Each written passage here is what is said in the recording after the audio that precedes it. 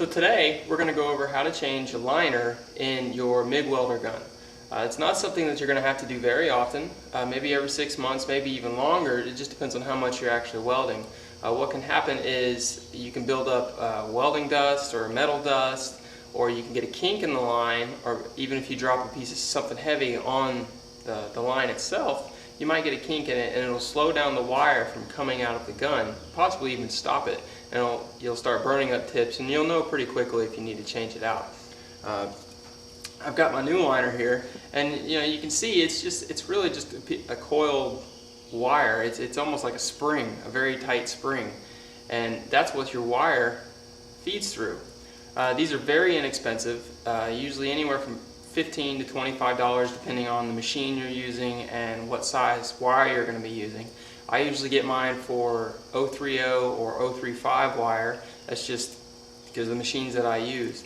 Now I'm changing the liner on this big machine here, which is probably not something that you're using, but the principles are the same. The technique is the same for changing it. The only thing that changes between welders on MIG welders is the size of the gun and maybe the length of the line that you're using. But other than that, changing the liner is the same all the way around. So with all that said, let's get started. Okay, so you're only going to need a handful of tools to get the job done. One is a good pair of pliers. Now I use these bigger pliers, something I can really get a good grip on, and I'll show you why later. We're going to use this to pull the liner out, and it's a pretty tight fit, so sometimes it's hard to pull it out. So I choose something with a good handle. Another thing is an adjustable wrench, or any kind of wrench really that'll work to use to untighten some bolts here. And another thing, the last thing, is a good pair of wire pinchers, a good pair of snips, because we're going to need to cut this liner without crimping it. So the first thing we're going to do, move all this junk out of the way. Well, first thing is we've taken the gun completely off the welder. And once we've done that, we're just going to take off the nozzle and the nozzle tip. And this piece here, I've already loosened mine, but this is probably where you're going to need to use some pliers, because hopefully it's on there pretty snug. You're going to want it on there snug while you're welding. So now that we've taken this off, you can see that the liner is sort of sticking out here a little bit. You're going to want that. Now that we've done that part, we're going to move on to the bottom part that actually comes into the welder. There's a little kind of nut here that you're going to want, that you need to loosen. And I've already loosened mine, but this is also where you're going to need to use your pliers or your adjustable wrench, and just loosen that a little bit, and that's actually part of the liner. So now that we've loosened these two pieces, we're good to go. We're ready to pull it out.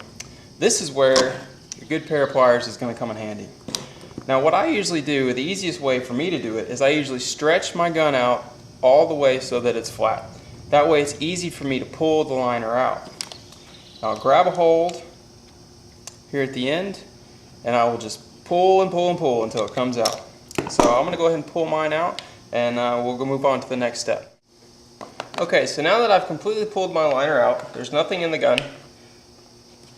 I'm going to take my new liner, the cane, take off all the zip ties holding it together.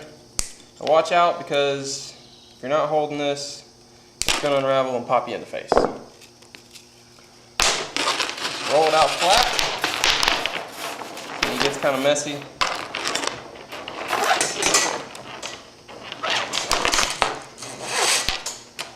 And you'll see that the new end should look like the end that you pulled out. If it's a little different, you can probably work with it. And a lot of times some of the liners are just this spring material here. You don't have an end on it. I do for my gun because it's a little different gun. So when you go into your metal supply place or your welding supply place, make sure that you find someone that can help you, and tell them what machine you're using, and they should be able to get you the correct liner, just in case you do have a specialized tip for your gun. And now this next step, as you could have guessed, is pretty easy.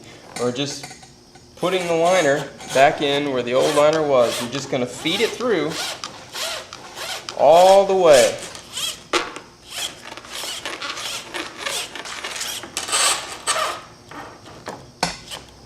And you're going to hit a little resistance as you get towards the gun because the gun has an arch to it.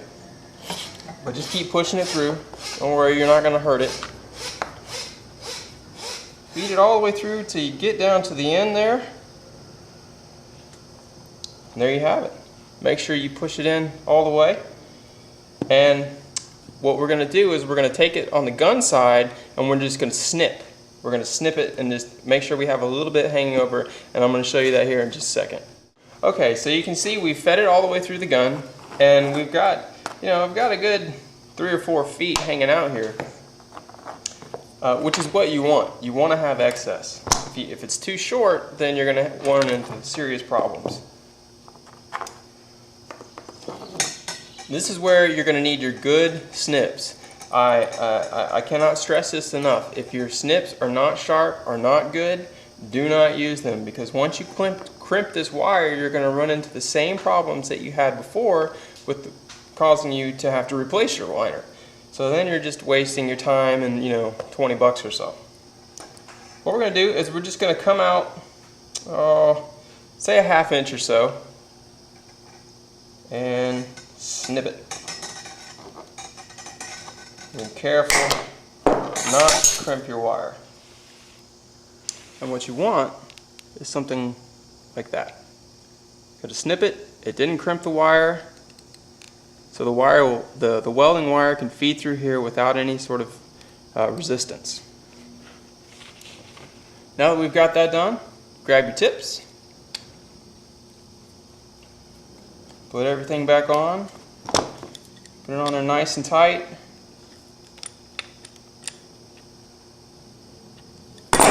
Put your welding tip back on. And that's it. We'll hook your gun back up to your welder, feed your wire through, and you are ready to rock.